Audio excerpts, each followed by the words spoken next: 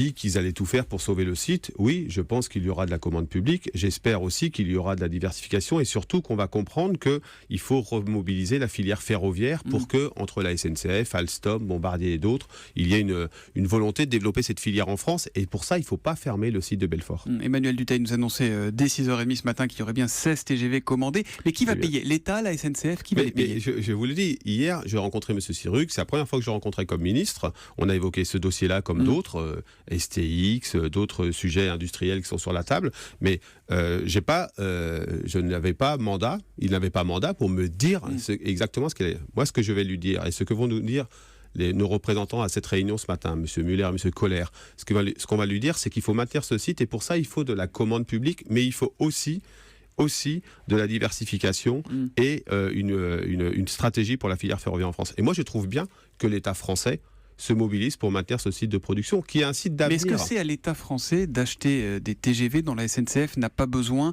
Je peux vous citer le patron d'Alstom qui disait il y a quelques jours devant une commission à l'Assemblée: j'ai trop conscience de la difficulté du transport ferroviaire en France pour aller forcer des commandes de trains qui iraient rouiller dans des placards.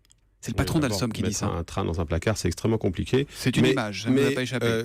Mais ce qu'il faut dire, c'est qu'aujourd'hui, on est dans une période où il faut s'engager davantage dans la transition écologique. Dans ce cadre-là, il faut davantage développer le rail que d'autres modes de transport. On le sait tous.